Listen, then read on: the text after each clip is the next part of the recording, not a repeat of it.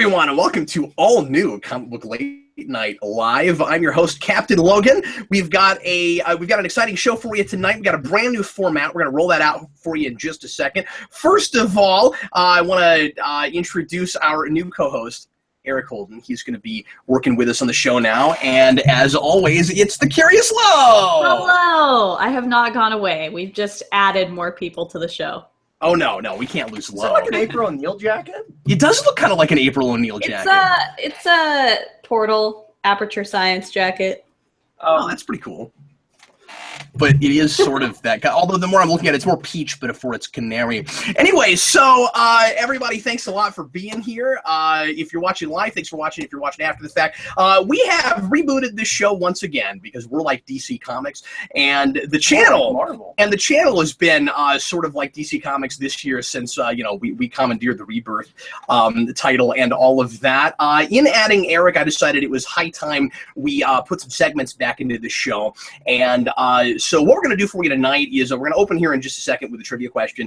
We're going to start bringing that back. We no longer are going to be giving away codes based on people guessing what our picks are going to be for next time, because you have a lot more possible choices, and I love trivia. That would be fun, given that this is my first episode, for people to guess what I'm picking. Yeah, it would have been fun, but we're not doing that. So we're going to start the trivia question. Nothing about you, Eric.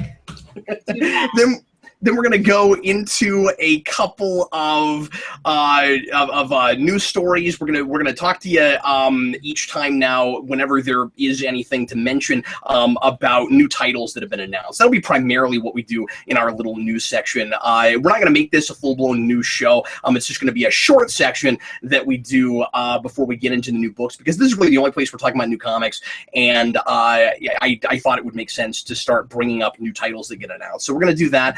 Then we'll go into our top three, and we're only going to be talking about our top three from now on, instead of going down all the other books that we read. So when we get to open forum at the end, which we will still be doing, if there's anything that you think we might have read or you want to ask us about that we didn't talk about, that didn't come up in our list, let us know. So we'll do top three. We'll do, and I'll mention number ones that I read, and if you guys have new number ones that didn't make your top three, if you just very quickly mention, here's new number ones that came out this week that I looked at. They don't have to be full-blown reviews, but I do want to make sure that we mention new books that came out. And we'll do cover of the week. We'll do... and we'll also do worst book of the week, since we're not talking about everything. So that'll be fun. And we may not always have something for that, but... I think we're going to have the same. I think Eric and I maybe both have the same worst book of the week this week. And then, as I said, we'll still talk about the books we're anticipating for this coming week. And then at the end of the show, when and if there's time, we'll do open forum. So a thick, jam-packed show for you. We're going to try out this new format tonight. Thanks for watching. It's our jumping on point. It's the point one. And let's go ahead and get started now with our trivia question for this evening. Go ahead and answer the trivia question if you think you know it, if you're watching live, and we will announce the winner of that and what the answer is when we get to right before open forum. So the trivia question tonight related to an issue that one or several of us will be talking about this evening. How many issues did Bendis's recent Invincible Iron Man run go? How many issues did it run? Of course you do. I know the answer too. Before it just relaunched at number one, featuring Riri Williams. That's the question this evening. And now let's go into some announced books this week. Just a few hours ago, Marvel announced a Darth Maul mini. This is going to be written by Cullen Bunn with art by Luke Ross. It's coming out in February of next year, so just a couple months. And it's supposed to be kind of an origin for Darth Maul, and it'll be, of course, pre-episode 1. And I think it's supposed to run, 6 issues? 4-6 years. In fact, I don't even know if they said how many issues it is, but so that's interesting, because for the longest time, that was all we had about Darth Maul, was one novel about him before Phantom Menace. Yeah, until Clone Wars brought him back. I was going to ask you about that because I couldn't remember what was in that book, and I've never read it. So, I don't remember. But I'm just saying I didn't know if it was Origin or not. Yeah. It's Shadow Hunter, I think. So it'll be interesting to see if he borrows anything from that and just how much he's changed it. It's going to have to line up with Clone Wars, right? Because that's still canonical. Yep.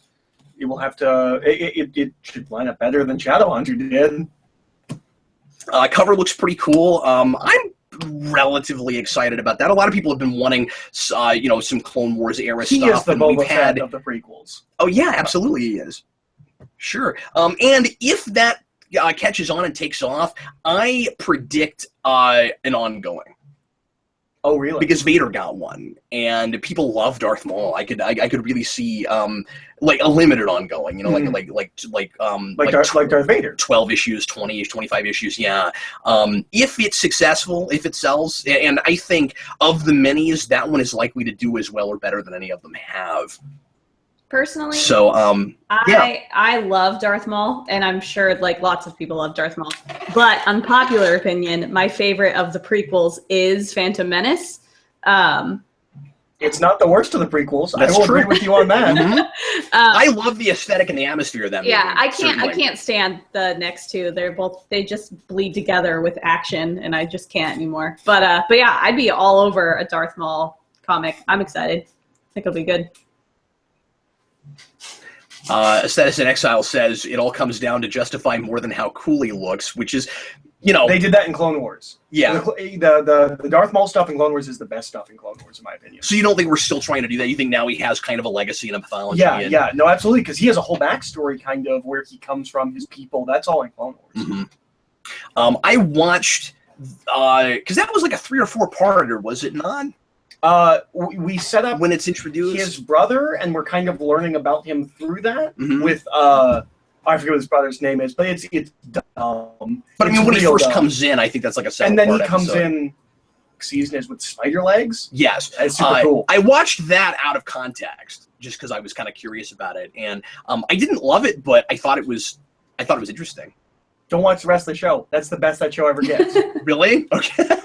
Okay, well, anyway, let's move on, shall we? There are three new Daredevil spinoffs that are about to happen. Yeah, and a couple of them were announced already, apparently, but I didn't know about them until I read this article today.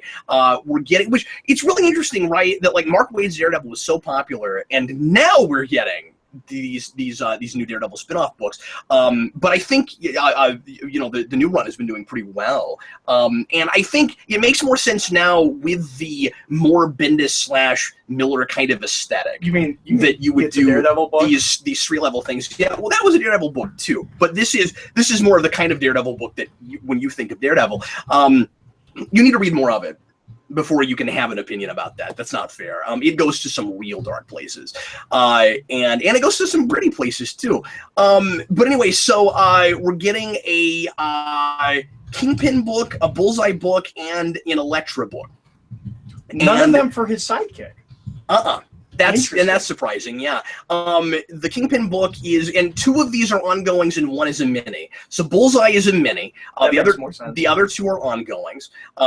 Kingpin, I think, might be the same team I'm not sure, that just did that Civil War II tie-in, which I read the first couple issues of and liked quite a bit. I bought all of it. I just haven't read all of it. Yeah, I liked it. But that is Matthew Rosenberg with art by Ben Torres. Bullseye is Ed Brisson with art by Guillermo Sana. I don't know either of them. But the Elektra one is the most interesting because the writer on that is Matt Owens, who was one of the writers on the Luke Cage TV show.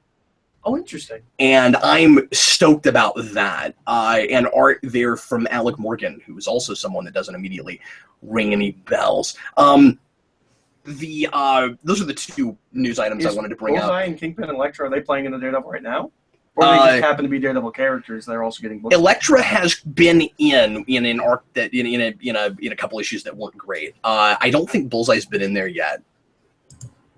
But yeah, and I think what I read was that they're launching that with like a crossover story with all those books. So they're going to try to rope you into all of them and then try to get you to keep reading them afterwards. Which I don't know how that works with that mini-series. If that's involved in that, I don't know how that works, but anyway. So there are some new books that have just been announced. Let's go ahead and right now go into our top 3 for the week. And as I always like to do when I bring new people onto a show, I'm going to start with Eric, put him on the spot, and find out what Eric's number 3 is from this last week. Eric, what was your 3rd favorite book from this last week. Okay, so a little preamble. Yeah, absolutely. Deciding for me to be on this show kind of came out of nowhere. Yeah. Cap and I were just having a discussion. He's like, well, because I buy and trade. And he was like, well, you can borrow comics and you don't have to buy the issues and then you can buy the trades later. And so we had this moment where he just goes, you want to go to the comic book store right now? I was like, yeah, sure, let's go to the comic book store right now. So, because this kind of came out of nowhere, I only got 3 books. Although, one of them is not... You did read 5 or 6, though. Yeah, I read a couple of yours. Because I've been reading off of Cap a little bit. So there's no reason to think of it as mine and yours. I mean, you know, if we're so the store that I go to, Elite Comics here in Overland Park, I've had I've been affiliated with him for years, and he allows me to borrow books out of the store, which is really super nice of him. So anyway, that's so Eric's gonna read some things now. So as we go, I will probably get more books that I'm reading. But just for the record, I buy almost everything I review. Yeah. I buy and trade. So you revealed a thing I don't think I've ever mentioned before. Oh, I'm sorry. On the show before. That's fine. Go ahead. Well, I had to explain that because I don't think we've ever really talked about that. So I go 3-1, right? Yes. Okay. So that's why I said third favorite. My number 3 is issue 2 of James Bond Hammerhead. I actually read both issue 1 and 2, but I'm picking issue 2 because it came out this week. This is a mini-series. I'm not sure if it's 4 or 6 issues. It's written by Andy Diggle. If you don't know what Dynamite's been doing with their James Bond books, which is now an expanded universe, Felix Leiter is getting a mini-series. Warren Ellis has been writing the ongoing James Bond book, which is very, very close to the books. He has said it is in continuity with the books, except it's set now. So it's... all of the books happened, but they happened like within the past 10 years. Hammerhead is a miniseries that's taking cues from the books, but is more Bond movie-y. It feels more like a very grounded James Bond film, like Casino Royale or parts of GoldenEye and the Timothy Dalton films, which generally is where I like my Bond in the film. So it's kind of a big action movie, but it's still grounded. All of that being said, given that it's grounded, the next sentence I'm going to say is insane, but James Bond uses a shark as a weapon, and it's awesome. It's really good, and I haven't liked anything from Diggle since he left DC. He wrote The Losers and Green Arrow Year One. I love both of them. He went to Marvel, and he's never been the same. So I was excited to read something by Diggle that I really liked. Do we go round robin, or do I? Yeah, we do. Okay, cool. Does that does he? So do you not usually like Diggle stuff? Not since he left DC. Really? Okay. I love The Losers. I love Green Arrow Year One. I mean, can you defend his Daredevil run? No, I can't. Is like that. Well, that's not fair. Some of that run is okay. Shadowland is bad. And that makes sense until you look and you're like, oh, he did 6 issues and then Shadowland. Well, no, I know, but he was also doing issues during Shadowland, and what was really weird is they were fine. Oh, really? Yeah, okay. the tie-in issues of Daredevil to that event. Honestly, Shadowland should have just been an arc in Daredevil. And he's been never doing made any sense to me. Stuff too, and even those aren't getting the kind of reception that like he was getting before he left DC. When he was at DC. Oh, and Hellblazer. He wrote Hellblazer. Is it just that he loves a lot of characters there and his heart was more in it, or I don't know, or was it? He's one of those British guys that seems to hate superheroes. I mean, The Losers is not a superhero book at all. And he's perfect for James Bond because he writes action thrillers and he's British. He wrote Doctor Who for a while, and that was bad. Really? Yeah. Lo, what is your number 3 for the week? My number 3 is Poe Dameron number, what was this, 8. This book sort of lost me for a few issues. It did me too. I dropped it. Oh, you dropped it? Okay, I really think that this kind of brought it back around. I think partly because we have 2 very interesting stories happening at the same time. We were getting a lot of Terex's backstory and like sort of setting up him going to meet some people. I don't want to spoil anything. And then Poe being suspicious because they know that there's a mole within the rebellion, just based on some of the things that the bad guys know. And it was interesting to kind of see the anguish that Poe is going through, knowing that these people on his squadron, whom all of them he's known for years, some of them, you know, since he was a kid type of a thing. So him kind of realizing that one of these people that he trusts is a spy is kind of heartbreaking. He kind of gets a little angry throughout the issue, and they set up a kind of interesting little smuggling run that they're going on with C-3PO, which I think will be fun to have him interacting with Poe. I think that'll be a fun team up for a little bit.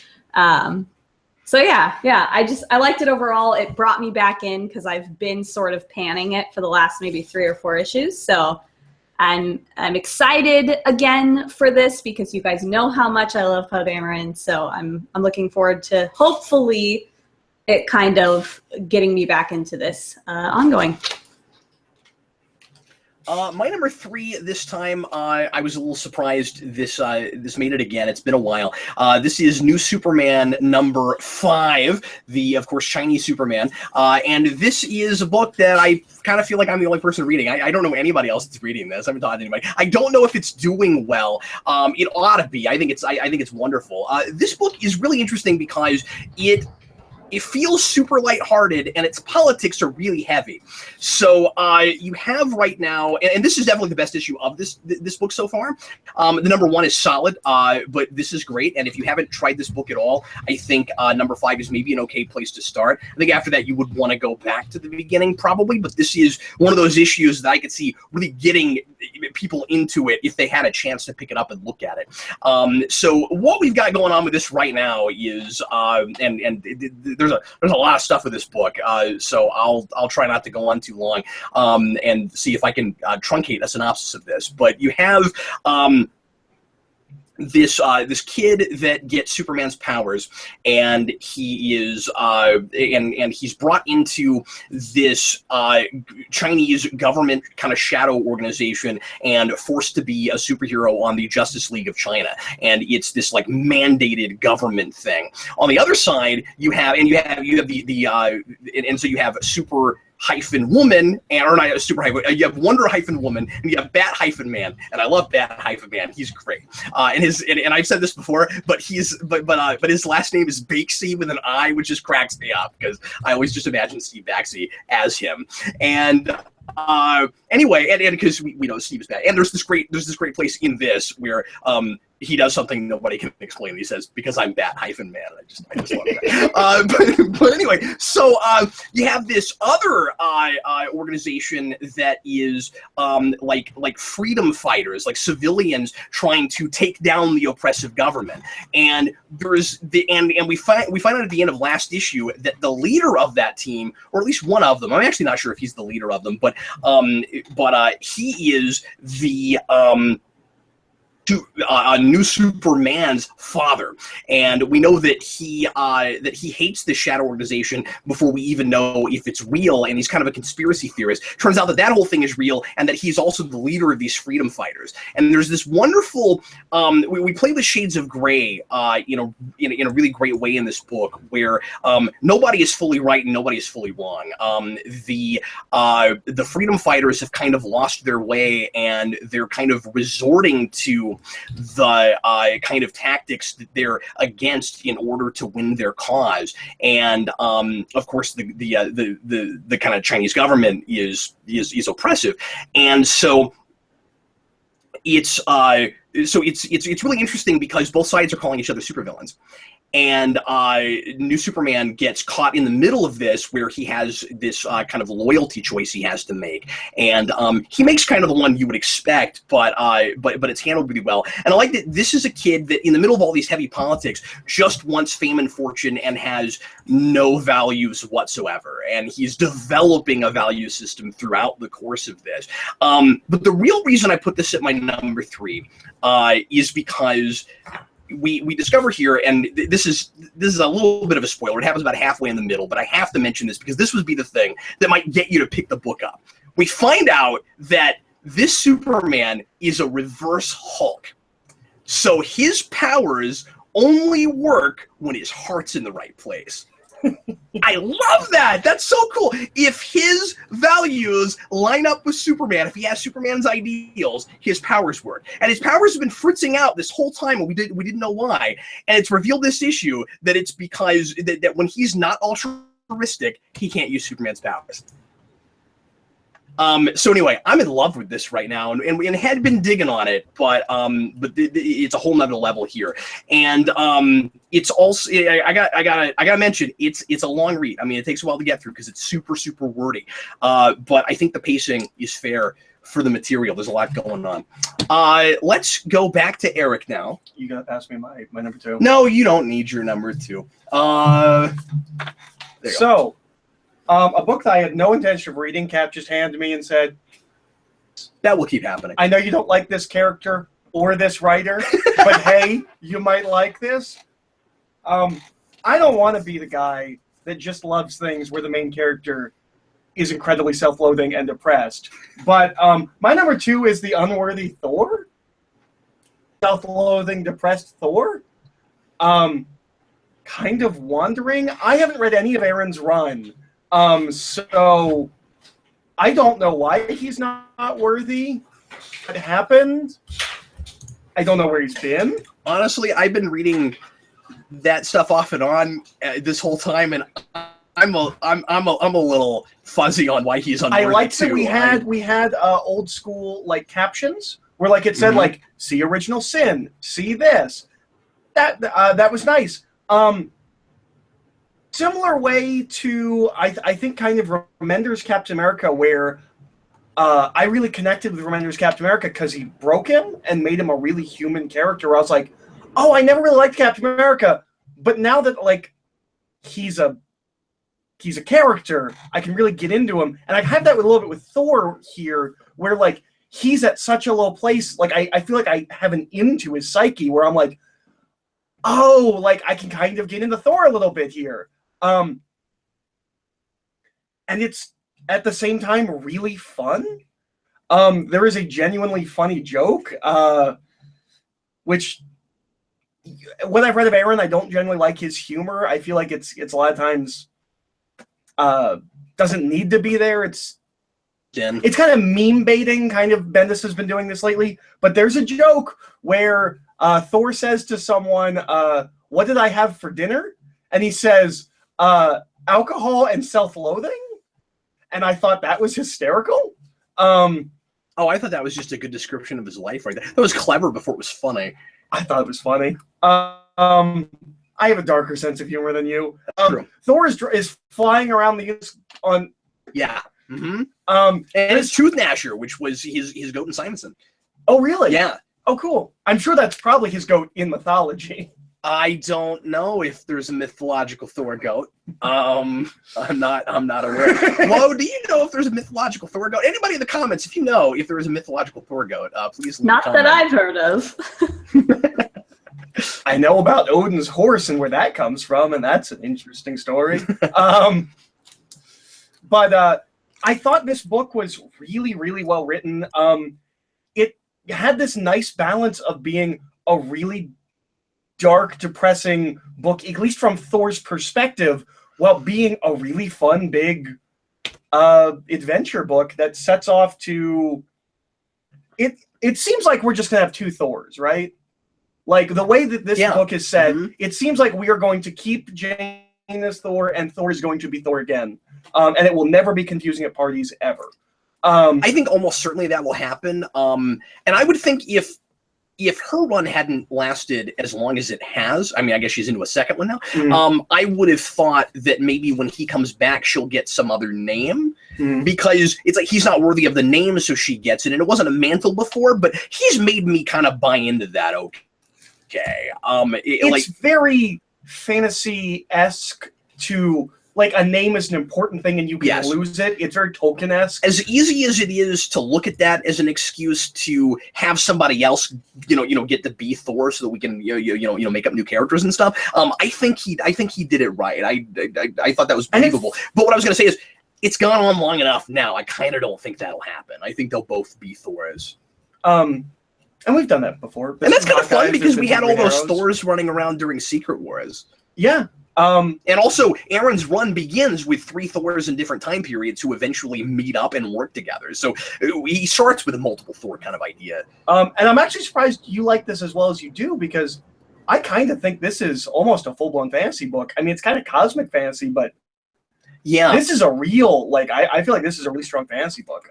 It's because he builds so well on Simonson, and it has a similar tone and atmosphere to what Simonson was doing, and that roped me into that. So, like, I'm not traditionally a fantasy guy, but I'm finding these pockets where if the storytelling is good enough and it can engage me, and the mythology is deep and fascinating, but the thing is also character driven. That's when it kind of when I can really get into it, and this has that.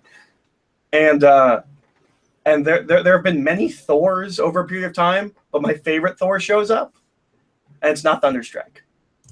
Although we all love Thunderstrike. Of course, we all love to. Outselling the X-Men, says Tom DeFalco. That reveal was so exciting. I'm glad you liked it as well. I forgot when I read it, because you told me about that beforehand, and I was like, cool! You didn't see it coming. Right. I spoil things for Eric to make him read things. That's what gets him excited. Lo, what is your second favorite? My second is a comic that I continue to love, and nobody is surprised by this. Gotham Academy #3. Last time when I talked about this, they had set up this weird like witch thing, and I was confused as to why they set it up during the October issue, and now they're concluding it during the November issue, which feels weird to me, but whatever. So we had maps. It was Halloween? Well, yeah, but it feels weird that they set it up in October, because it felt like, I mean, it's still a thing. Like, they haven't even really resolved it. Like, they're going to be resolving it going on. So, like, next month, a.k.a. a month when maybe they should be doing Christmassy things, they're still dealing with witches. And it's going to be strange. Problem. Well, if you know your holiday history, that all makes sense. That's true. That's true. They're just getting back to their roots there. But this issue, I think, was a lot better than the last one. Not that the last one was like bad or anything, but I think that this had a stronger plot throughout it. We had a couple of character reveals that I think were really fun. They continue, even though this comic is, I think, more geared towards a younger audience. It's very fun. It's very accessible, very appropriate, all those things. They had a couple of character moments that I think continue to surprise me in a comic that is so just sort of like fun. Like, most of the time they aren't dealing with like huge character issues. But we got a couple of those in this. It did feel very much like a Scooby-Doo episode, because the villain, spoiler alert, ends up being a teacher, and they're all like, oh, Mrs. whatever her name was, like, it was you the whole time. Like, I don't know. It felt very kind of cliche, but I liked it. I don't know. Fun issue. This continues to be a very fun comic, and I talk about it all the time. So there you go. Red Letter Antilles was like, what? Low likes Gotham Academy? Oh, my God! But welcome back to the Gotham Academy show with the Curious Low. Yeah. What can you do? I am me. I like things that I like. What can't you do? Well, let's completely derail that track as I talk about a thing that I wasn't even planning on reading. I had the same thing that Eric had. You know, it is kind of interesting. It is interesting, yeah. So here comes Invincible Iron Man #1. This is this is getting Riri in the suit. She is Ironheart, although she's not called that. And she's not wearing that suit. She's not wearing the suit. She's got the Optimus Prime suit in this. Yeah. Look, you'll get a chance to talk about this when you make it your #1, because we all know that's what's going to happen. I haven't been reading Iron Man lately, so this was my introduction to this character, besides just Eric telling me things about her, because I haven't been reading. Although you told me she's not even in very much before this happens to her. But she's likable from the get-go. I will give her that. Mm-hmm. But she's barely in Bendis' Iron Man. I think this is as accessible as first issues get. I think anybody can pick this up that knows that. It helps that she barely exists before this issue. No, but I mean, like, I think it's an okay introduction even to the world of Iron Man. I think anybody can pick this up and read it pretty easily. I don't know if it'll be that going on or not, but I think you could fall in love with this character and then, like keep reading Tony Stark books potentially. But what I really liked about this was all of the social commentary about raise gifted children. Oh yeah, that stuff was great. That was the big thing for me. Being the father of a gifted child, that hit me in a place, and I thought it was handled incredibly maturely and believably. And also, but fun because it's in this comic book world, superhero world context. So it's not just gifted child; it's super genius. And I love that in this world they have this extra classifications. So you have genius, and then, but because there's Tony Starks and Reed Richards running around, you have super genius, and the parents do with her because they're afraid she might become a supervillain, and that's what would happen in this world, I think. And so they're and I guess I'm mostly talking about the flashbacks, but this is a great introduction to this character because you know this about her. And yeah, we've got kind of too many superheroes that are all showing up and being super geniuses from the beginning right now. But she probably maybe ought to be one, because otherwise, it's like, I like that she can kind of write. Maybe she's not even a rival for Tony Stark. I don't know that she's that smart. Oh, he says she's smarter than Tony Stark. Okay, that's interesting. Okay, that'll be interesting to see what that's like moving forward. I really liked her, by the way. I think she's a really fun, interesting character, and she's jokey, but she doesn't have the same kind of like self-absorption that Tony Stark does. And she could, but she's that smart, and so I guess I kind of like that about her.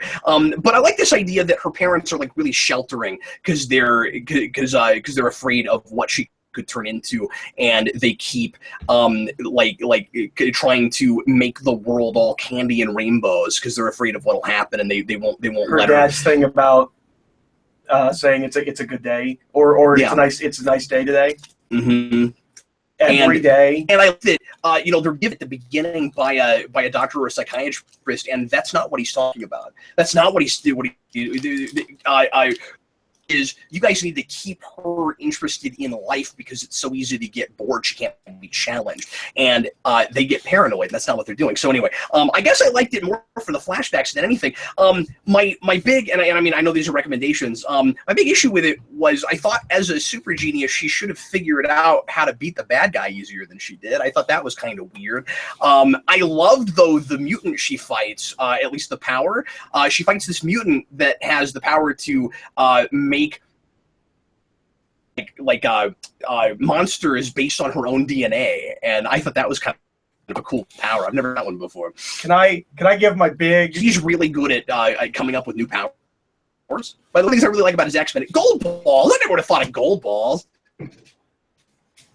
So I have a big with this book. Mm-hmm. There is a scene.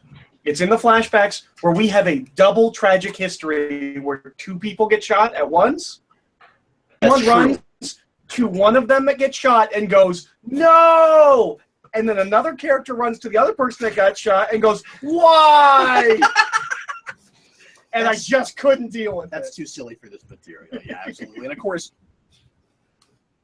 this as Bendis often does, goes to the fun heightened comic book places, but that's supposed to be a really dramatic, tragic scene. That is somewhat problematic. Can I make a prediction? Mm-hmm. We're going to get a Bendis created superhero team down the road. I really think this happens. I think Molly Williams, Gold Balls, Jessica Jones.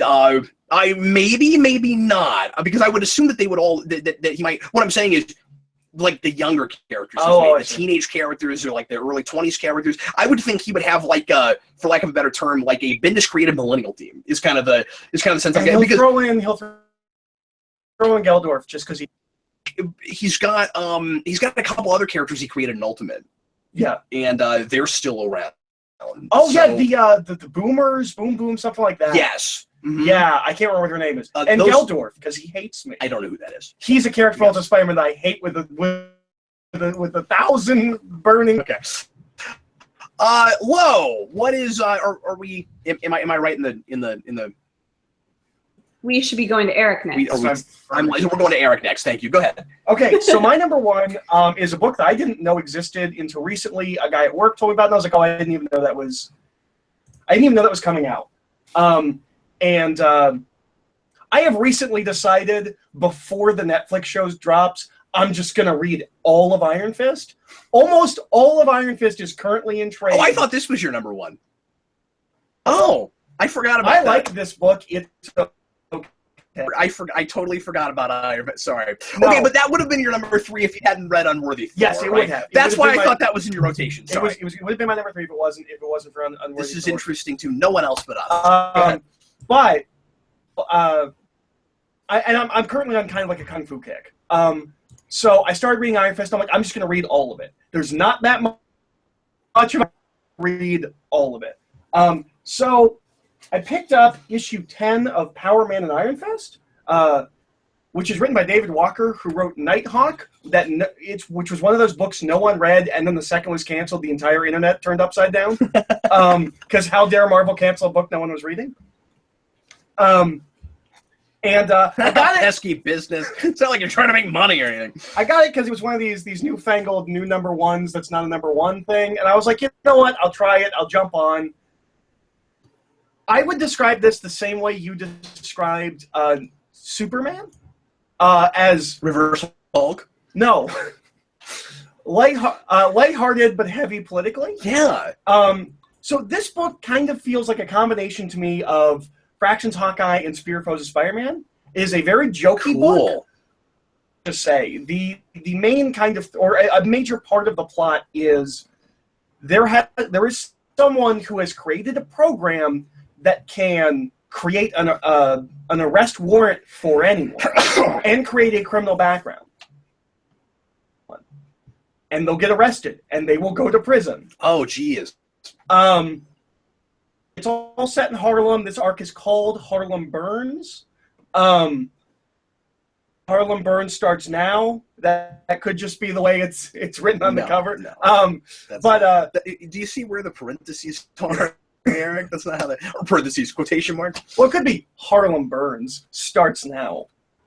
It's... I'm really glad that I watched Luke Cage before I read this, because so many of those characters I'd never heard of are in this.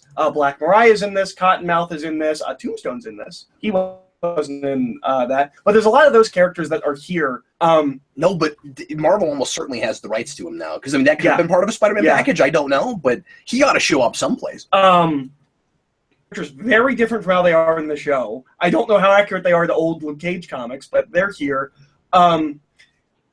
It's a really fun book. Luke Cage is not swearing because he's a child. So he says dumb things. He's like, there's some fiddle faddle going on. And there's a point where somebody tells him something really bad, and he just goes, "Hey, diddle diddle, the cat and the fiddle." And the person they're talking to was like, "Is he okay?" He asked Iris, "Is he all right?" Yeah, it's fine. There's a character named, I looked it up before, so I would know his name, because he's really funny. His name is... it's Senor Magico, who is this Hispanic guy who's dressed in a button-up shirt, a blue button-up shirt, and a Doctor Strange cape. And he's their go-to magic guy. And then the last page of this issue is this reveal of this villain. Now, because this is issue 10 and I just started reading, I don't know if this has been built across the preceding 9 issues, or if it was just in this issue there was a character in the background that was introduced, and then we find out who they are. Is a character that I really like from a completely different series that has nothing to do with Power Man or Iron Fist. From the mid-2000s, and I was so excited. I was like, oh, man, I didn't see that coming. That's awesome. Better not spoil that. So many people will know who that is. Or is it someone you know? You wouldn't know someone. But it's somebody that some people might know. Okay. This is a show where we don't do spoilers, so I'm not... No, that's fine. That's fine. No, that's great. And while all of these, gangs are moving in on each other and stuff, Black Cat is also involved because she's a gang lord now. Yeah. She's the Kingpin. Although the Kingpin is back, so I don't know how that works now. And then just real minor note, because I am nothing if not a superhero fashionista. in this, Iron Fist. I'm making you that T-shirt. Eric needs a T-shirt. What exactly I am not does a that superhero mean? fashionista.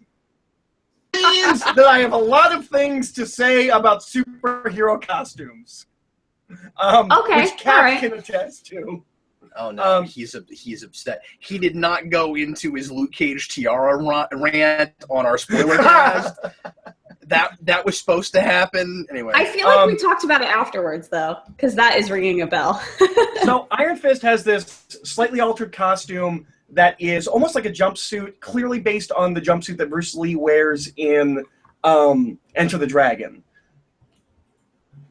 David Aja did a design like that back in the 2000s for the Iron Fist book, simply to show Matt Fraction that would look stupid, because Matt Fraction thought that was a cool look. I think it looks really good. I think Matt Fraction was right. I think it looks really cool. He's got these yellow lines down. He's got these yellow lines down the side of his arms. It just kind of looks cool. Black and yellow, and that's really weird. A couple of years ago, he went white and yellow. Oh, yeah, I don't like that. A couple of years ago, he went white and yellow.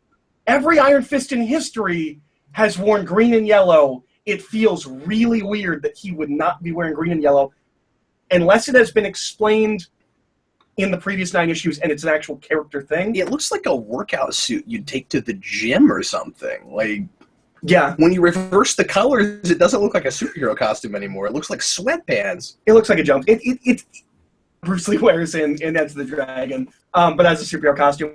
But this book is really good. It's really funny and has a lot of things to actually say. I think that's a great balance.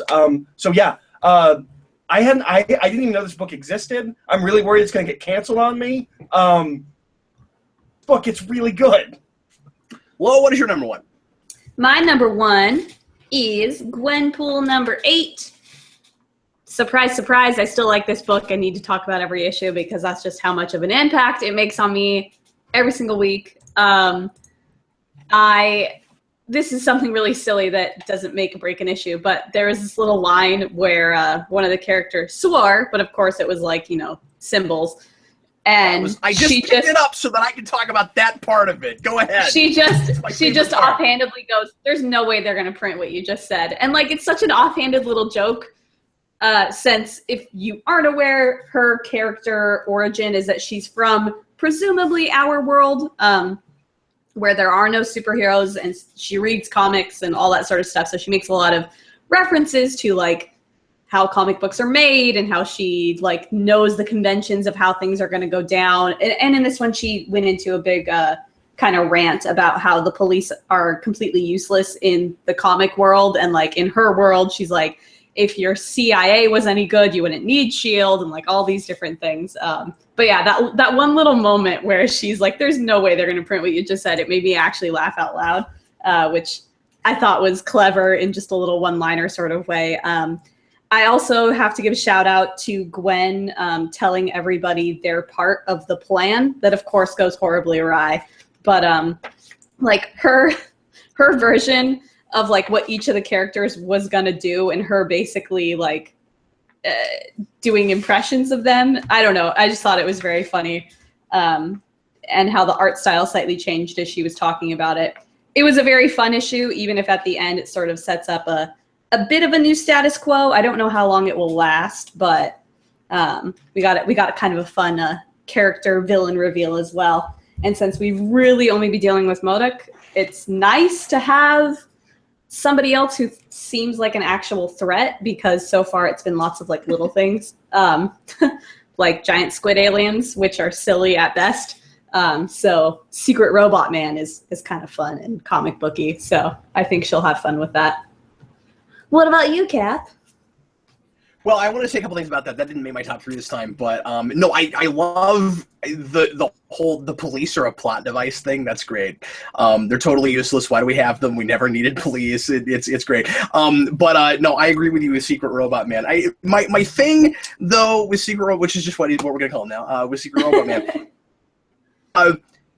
Gwenpool is supposed to be an assassin. Did she ever actually killed anyone?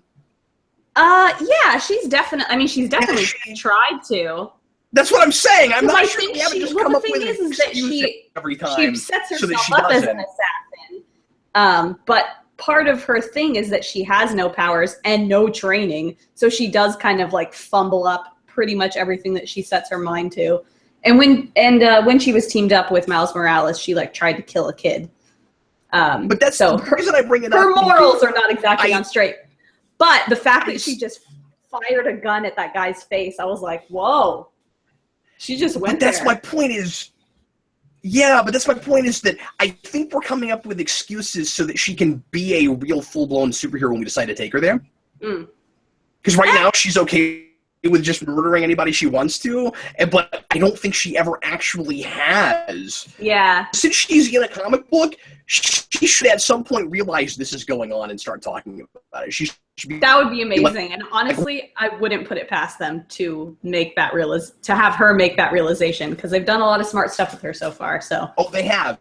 Yeah, and that's my one kind of reservation about it right now. If they do that, that's Bossa Nova. I want to see that happen. Yeah, because I think you're right. I think this is the first time we've actually seen her like full-on attempt to kill and basically would have killed. Where he's not. It doesn't. I mean, we're giving away the ending, but then it doesn't really. Yeah.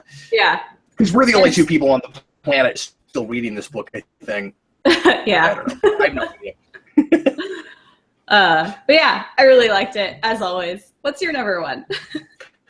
Well, folks, with this new format we're trying, we're already got more things to do. My number one is Unworthy Thor, which Eric already talked about.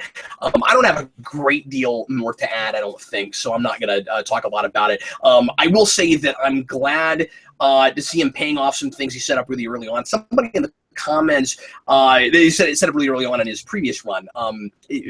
Some 2 runs previous? Basically, yeah. Like, his previous run about this character, because Mighty Thor is about her. But I think that book is Mighty Thor, is it not? Or is it? But I think his was just too. Thor. I think it was Mighty Thor when he launched with Thor. Yeah, there's a book that's just Thor. And I think that might be her book. Oh, okay. I forget. But anyway, he's had 3 titles now. This is his 3rd title. And is her title still running and now these are simultaneous? I believe they are. Oh, that's pretty cool. Wait, you believe they are not? I believe they are. Okay. Because I haven't stayed on that book, so I didn't know if it was still going. But anyway, somebody in the comments suggested that maybe he's stretching things out too far, and it's taken too long to get to this place. Without reading everything, that's hard for me to say. But from what I have looked at, which is all of the previous of the first run, and some of the other Thor stuff, I kind of feel like it's just a big, a lengthy run. Like I don't think it's slow. I think it's just he's been on this a long time and he has a lot of stuff he wants to do. It's like Simonson, where it really is one big long story, even though there's interludes, as opposed to being one guy on the book for long. And you've talked about this lately and kind of complained about how we don't often have long form runs anymore, where you're telling one story over 4 or 5 years, like we've done in comics before, where it's just one guy that stays on forever. And he keeps having a new arc every 6 issues. This is old school.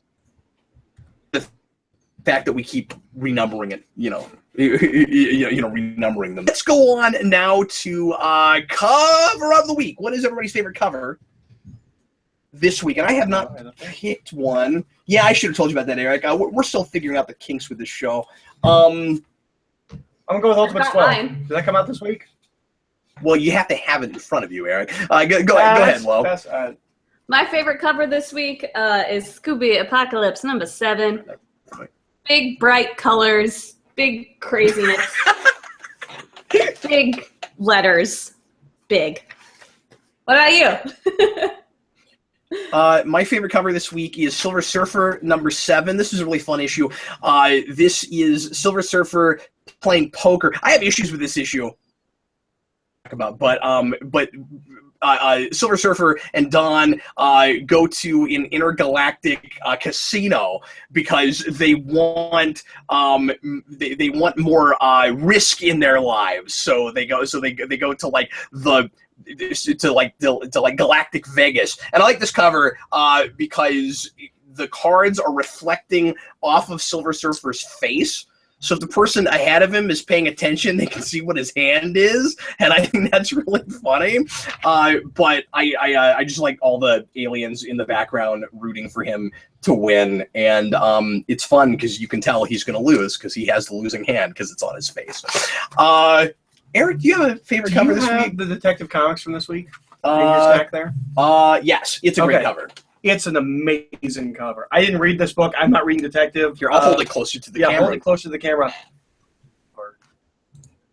I have no idea what it has to do with the story. It could have nothing to do with the story. I don't know. I didn't read it. It's beautiful. Yeah, that kind of has something to do with the story. Well, good. Let's go on now to a new segment, and at the risk of being negative, since we're not talking about everything, I think this was Eric's idea. I think it might be kind of a fun thing to do. We're going to go on now to worst book of the week. Lo, I love do you have being Lo negative. as your least favorite thing you read? I do. In fact, I love being negative so much that I've complained about every issue of this. Every single week I mention it. This is Why don't you drop it? Thank God. I have my reasons. 6th final issue of the Lumberjanes Gotham Academy crossover, both of which I love on their own. I love Lumberjanes. I love Gotham Academy. This is the most disappointing thing I've ever read. I hated it. This is the final issue. Be done with it. That's part of the reason, is that it wasn't an ongoing, so I was like, there was by the time I was at the point that I was like, I hate this, it was like issue 4. So, you know what I mean? I kind of didn't like it at the get-go, but, by the time I was just mad at it, it was already so far in that I was like, I might as well get the other 2 issues. It's 2 more issues, and then I have the whole thing. So I did it, but it's over. Thank God. And she was so excited about that book initially. I was so excited. When they announced that they were doing that crossover, I was like, oh my gosh, that's going to be amazing. Blah, blah, blah, blah, blah. It was not.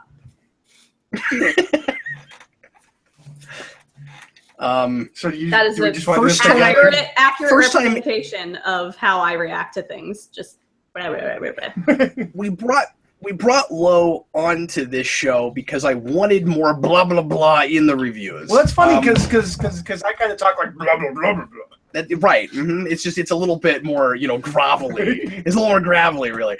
So Eric and I both have the same worst book of this week, and I hate this. I kind of hate this, but I hate that this is my least favorite book right now. All-Star Batman #4. This thing is not working for me. I don't know where Snyder is going with this. Is it possible that when this arc is finished, and I still don't know how long it is. I know you're real on about I'll talk about that in a minute. And we won't go on about this for too long, but is it possible that when this is all said and done, it will come together and be great? Because I have had this with Snyder before, but never this far in, where 2 or 3 issues in, I'm not sure about it yet, and then suddenly it all clicks together. I'm like, okay, now I see what you're doing. Maybe I need all of it at the same time. But it's not grabbing. It hasn't been grabbing me. I don't care about what I'm looking at with this, and I don't like the Two-Face Bruce Wayne background stuff. I don't like what he's adding to the mythology to the backstory and the history. I think the father thing is real typical. And that's been part of his origin before. I know, just the way he's playing it, though. But there's nothing. He's not putting a spin on it. It kind of is. It's all about that, you're seeing the world the way you want to see it thing. There's something about the coin I like. Okay, here's what I don't like about that. And this is a problem with Snyder across the board, except for in Black Mirror. Mm-hmm. He explains it. He doesn't tell you something and you get it from that story. It's just Bruce and not Robin having a discussion about it. They are explaining to you the significance of what is being said. Snyder does this all the time. This arc is the worst I've ever seen it. Two-Face has done nothing but explain what you are supposed to be getting from him. Yeah, the storytelling's not happening through the action. And this issue is the first issue in this arc. It is issue 4. Here. Yeah. And my big complaint with that first issue was we're jumping all over the place, and I don't know why, and I still don't know why. I liked it in the first issue as the idea of just we're doing all of the setup, and then we're going to get to the road chase thing. Like, I like it as a first issue. Mm-hmm. It was like that. And issue 3 was a little bit less like that, and then this is just linear. Who does that? Who in the middle of a story changes the structure of how you're telling it? That's so weird to me. Real quick about the issues, Snyder has said he's going to do this book for a year, which is 12 issues. It's a monthly title. It's 12 issues, and he's supposed to do like 4 or 5 different villains. Like, he was talking about how he was going to do this an arc for every villain. This is 4 issues in, and it's not over. How long is it going to go? Yeah, how long is it going to go? Going to get 1 issue apiece. And of course, one of my big complaints continues to be, if I was loving this book, I could maybe get past the $5 price tag to a degree, but it's not extra pages, and it has a backup feature, and you shouldn't have to pay for a backup feature, and you never have with Cider before. Cider always does backup features. So, like, that has helped to tarnish it for me. And also, even John Romita Jr. is not saving this book. Him and Snyder do not click. They don't click. No, they don't fit together at all. He is a guy I've always given credit for visual storytelling. He's great at conveying from panel to panel what is happening. I have had at least a page where I'm like, wait, what happened? He's not the guy to draw a completely worked out script already, right? Like he needs to get to do some of the plotting in the art, and he's not getting to do that. He doesn't match Snyder. Yeah, I agree. Now, and move on to anticipated books. We'll do this real quick before we go on to open forum. We'll do the trivia question before that. Lo, what are your 3 most anticipated books for this coming week? This coming week, I only have 3 books on my list, and when that happens, I tend to pick up random indie number 1s, so I'm sure I'll have some fun stuff to talk about next week. But as far as my top 3 for my pull list, number 3 is Deadpool number 22, number 2 is Silk number 14, and number 1 is, of course, my girl, Squirrel Girl number 14, coming at me with the awesome huge tail. Well, she's a squirrel. Yeah. Yeah, but it could be a not awesome. She's not actually a squirrel. She's not a girl. She has a tail. That's true. And she can speak squirrel. And she has huge teeth in the front. IDK, she's about halfway there. Also, I just said IDK out loud. I don't think I've ever done that before. And I heard that. I wasn't going to comment. Eric, what are your 3 most anticipated books for next time?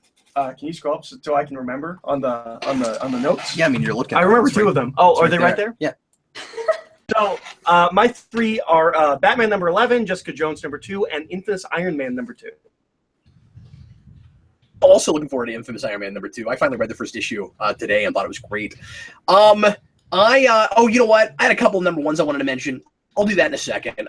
My 3 are I'm kind of interested in the comic book history of comics coming out from IDW, which is a thing I'd never heard of before that Eric knew something about. Yeah, I know that Fred Lenti has done stuff like this before. I don't know what this is in relation to those. Mm-hmm. So I'll probably try that. Yeah, and I've heard good things. I've just never read them. Also excited about the next issue of Jessica Jones. I like that we're finally dealing with the Ultimate Universe coming over. And now Thanos number 1. And that's how it's... So that's Jeff Lemire and Mike Deodato. That's how it's solicited on Comixology. I hope the title of that book really is Now Thanos. I looked at the cover. I don't think it is. I want so bad for now. I realize it's because of, because they've gone back to the Marvel Now banner. Well, now it's got an exclamation point. It'd be even cooler if it was "and now Thanos," or like "Enter Thanos" or something. Are you going completely on Thanos, Jeff Lemire? I looked at the preview pages and it looked exciting. So, but was there a Thanos copter? Not a Thanos cop. We'll never get. And how can it be exciting? It's not a comedy, Eric. I don't know what to tell you. But he's being all menacing and scary, and that's exciting. Okay, I want to mention a couple of number 1s. First of all, I read Mother Panic number 1. Oh, did you? That just barely didn't make my list. Yeah. I don't know about it yet. I need another couple issues with it, but it's.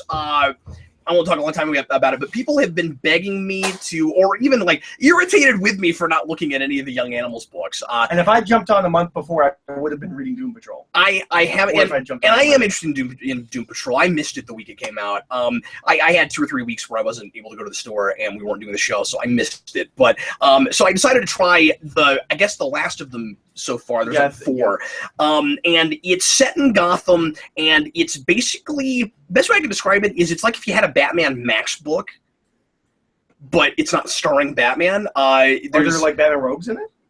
No, not so far. Okay, just set in Gotham? Yeah, she's got her own bad guy right now. And it just like Daredevil, which, by the way, this Daredevil arc is wonderful. But it, like Daredevil this week, are both about bad guys who are homicidal artists and are making big, grandiose statements about art and about self-expression, and how you should be able to cross any line in the name of that. And I think it's really interesting that two kind of gritty books from the big two are both doing that, and one doesn't look like it's informing the other one at all. There's some commentary about how seriously we're taking our fiction right now and art in general, and I think that's really interesting that two people came to this simultaneously, or almost simultaneously. So are you a Young Animals, sir? It's not exactly my cup of tea, but I'm interested. It's ultra creepy. It's super atmospheric. It's really sketchy, and I think maybe. Well, no, they're definitely not all exactly that. But like the best way I can describe it is, like I said, it's kind of like a Batman Max thing, and it feels like Night too. I will hopefully. I will probably keep reading it. Maybe talk about it again down the road. So I also read Batman Ninja Turtles Adventures #1, which I was somewhat disappointed with. I was not in love with the art in this. I like the polish of it. I like the finish of it. I don't like the initial character models. It was kind of my big takeaway, and Eric had the same thing with it. It just doesn't look enough like that show. Like either of the shows, really. It's clearly that. Well, I don't have a problem with them because I've seen has rendered that version of Ninja Turtles in like 45 different ways now. Okay. And so I don't have a problem with that. You're taking 3D to 2D. You can kind of do whatever you want with that. I don't have a big deal with. I don't have a big problem with that. I actually like their aesthetic. Okay. It's still in places too amorphous, and that's kind of the big thing. Clayface is in it. He makes sense and looks gorgeous in this because it's too amorphous. No, I just mean his being in the book makes sense. But yeah, like it's clearly, those character models with the Batman characters. But it's those designs, but not those characters models. Those designs, that's what I'm saying. But like. They're I don't even know how to describe it. I just don't care for the look of it. And I also read the first issue of the new Serenity miniseries, and it's a little slow going at the beginning. It's kind of establishing what the status quo is right now. I'm not gonna talk too much about it, but it's at a bad start. Is raising her toddler on the ship, and we got lean days ahead. That's kind of it's kind of what you would expect. Can we do Serenity minis with titles that are not just catchphrases from the show? Is that a thing that we can do? No, that'd be good. This is something. No power in the verse. No power in the verse. Last one was Leaves on the Wind. Mm-hmm. Well, I guess so far they've decided that's kind of. Hey, that one was a catchphrase from the movie. Yeah, series. I know. You said catchphrase from the show. Never mind. I was trying to make a joke. It didn't land. We're moving on. Yeah, and it's called Serenity, Eric. I mean, I don't know. Anyway, so let's go ahead now and reveal the answer for the trivia question. I asked how long Invincible Iron Man by Bendis ran before the relaunch, before we decided to go to another #1. I kind of wish we hadn't done that. I wish it had kept going, but new character, I have things to say about that, sir. They're going to sell more copies. Now is not the time. Now is not the time. But it went for 14 issues. 14 issues. Lo, did you see anybody who wrote that down? Because you said 14, right? 14, yeah. Mm-hmm. Yeah, Ultron 32. In a surprising twist of events, Ultron 32 has won our free comic of the week. Wins yet another digital comic. Ultron 32 pick one of the Marvel books that we talked about this week, or you can have no. You can't. No, you can't do that one. Okay. Daredevil number 13. It's got to be something we actually purchased, Eric. Daredevil 13, Venom Space Knight. What else Marvel did I have this week? That's it. That or Silver Surfer. Silver Surfer. Or okay. Did you get that one? No. All right. So moving right along, we're gonna go ahead and do some open forum for about 10 minutes or so. Anything you folks would like us to discuss? Any books that you'd like us to elaborate on? Any books that we didn't discuss? Especially for my sec, because I had quite a bit this week, but we're not. So if there are things you want to know if we read or you'd like us to talk about or elaborate on, feel free to do that. Anything having to do with comics or superhero things, feel free to leave your comments right now, and we will let you direct the conversation for the next 10 minutes or so. We've got a couple of we got a little bit of time here. While we're waiting for people, so what's your issue with the renumbering with Iron Man? When Bendis jumped on Iron Man, he promised that he had a story to tell with Tony Stark. It was going to be this big multi-year story equivalent to his Daredevil run. 14 issues in, Tony Stark is nowhere to be found, and he has been replaced in 2 titles. He started International Iron Man. It seemed like he just had so much story to tell. He was going to do a second Iron Man book, which was International Iron Man, that ran 7 issues. My biggest issue with Riri and with Doom is that I was promised a run about Tony Stark. It really bothers me as I don't know. Just don't promise me things that you're not actually going to deliver.